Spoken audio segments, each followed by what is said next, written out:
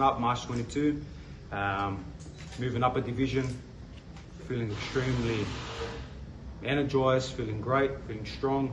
Sparring has been unbelievable, and sometimes I think I should have moved up a little bit earlier, the way I'm feeling right now. So, important fight. Yordan is maybe not as known as the Haneys, the Lomachenkos, the Teofimo Lopez's, but he has a massive fan base. I actually can't believe how big his fan base is. He's a respected senator. He's got a whole country behind him, and he's a former two-time IBO world champion. So we continue the reign since 2019 of fighting only world champions, which is huge. I haven't seen anyone in Australian boxing, let alone world boxing, continually fight undisputed champions, unified champions, world champions, former world champions, continuously in a row since 2019. So Yordan is obviously dangerous. He will come to fight. I've prepared extremely well because this is my world title fight to get to the real world title fight. Any questions? What is at stake in this fight, George? Yeah, world title fight. This is an extremely important fight. Obviously, Hitchens and the carrot is dangling next. It's there, it's ready, but without putting on a great performance, a great statement in my 140 debut against a guy like Yordan, that kind of diminishes everything I'm working towards. So a lot is at stake. A world title fight, becoming a two-division, 7-time world champion is at stake. Legacy is at stake. So I'm excited. And again, pride and honour. Legacy. He's a senator. He's a man of their people. So I want to be a man of my people, of Australia and Greece. So very a lot on the line for this fight. How do you sort of make sure you don't look too far ahead, though? No, I'm very focused. I don't overlook anybody. I work extremely hard to Yordan. That's the only guy I've been focused on. And the Hitchin stuff has been there in the background.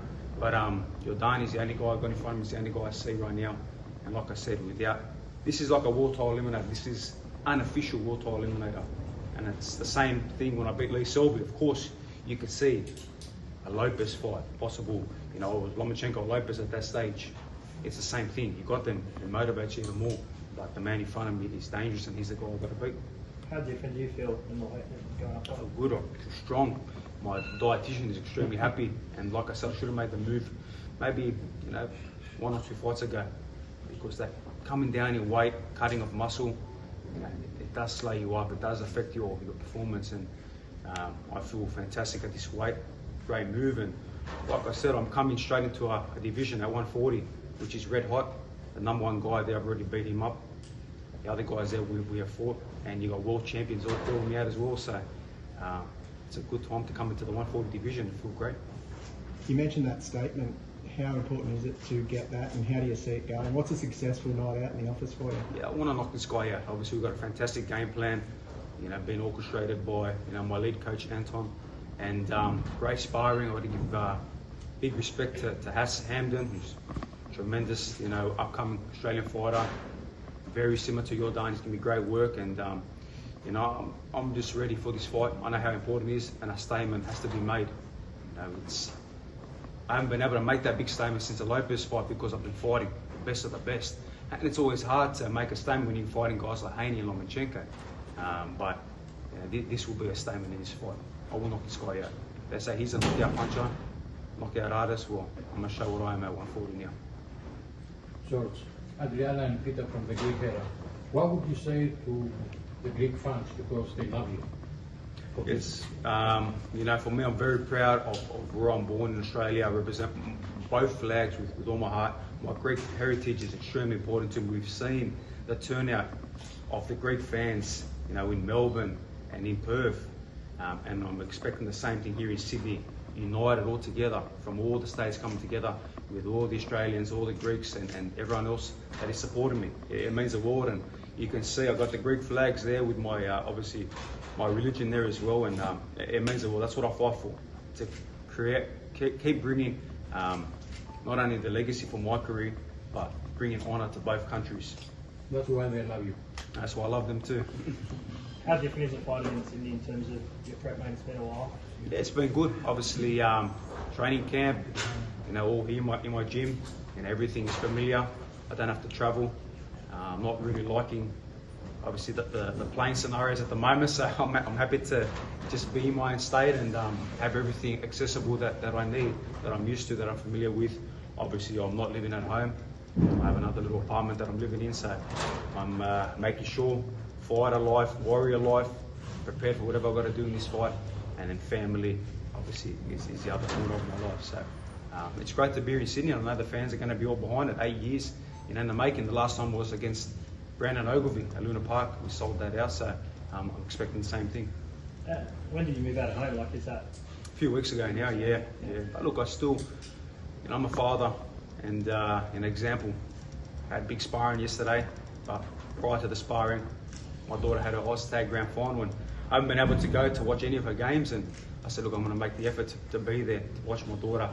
And they won. They won the Grand Final. They had first the team that had beaten them twice in the pre-season, obviously in the lead up to the Grand Final, and just going there and watching success of my kids, it is a great feeling. So camp has been fantastic. I'm focused on what I've got to do, but again, I still hold that key elements, of being a father as well.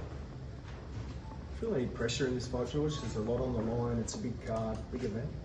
No pressure, because I've been at the highest of the high, the pinnacle.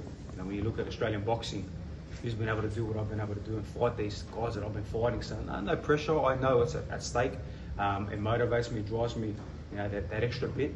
And I just go with the flow and enjoying camp. And I'm enjoying not having to have in the back of my head, I've got to make that 135 limit.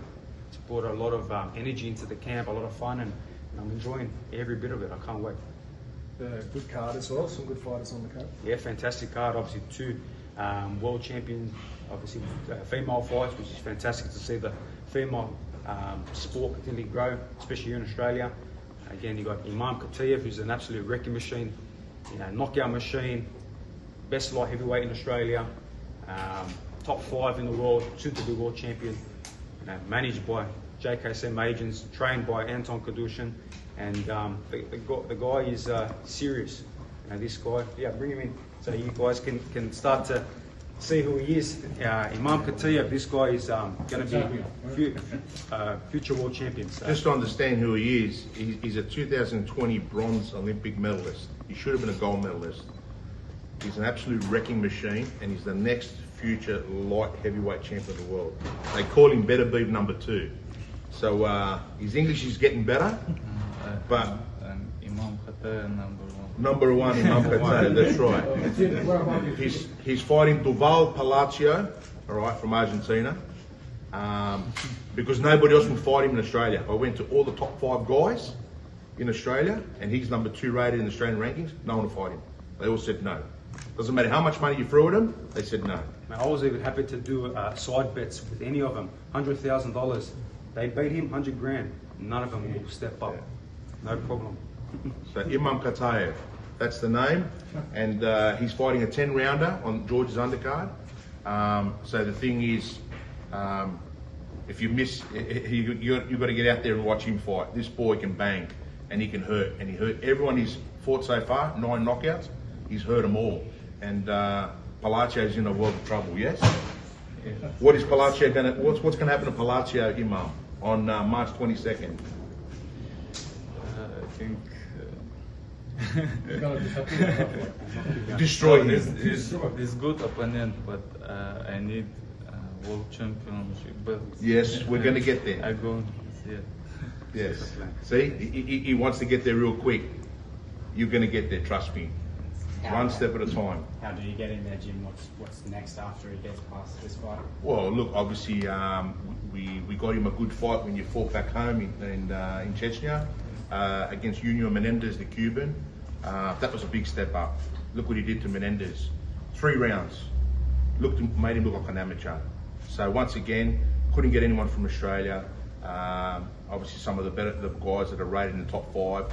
So I had to go overseas. I had 3-4 names to choose from. And I thought Palacio's the best suited name. We done a deal with Palacio, and the only reason is this: Palacio went the distance with Lele Seche. Lele Seche is basically what's scheduled to fight Mbili, but that fight's not happening. Now he went the distance. Mbili is a machine. So the thing is, Obviously, I want to see where he's at with Palacio, and if he makes a statement and Palacio doesn't go the distance, it goes to show not only to him but to the world that he's a real threat to the light heavyweight division. What's after this? I'll sit down with either Tiger because they are his promoter from Canada, and we'll have a look. But it's going to be a big name.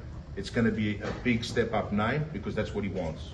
He wants a big name, and basically to show everyone that I'm ready to take that world title once those belts are vacated.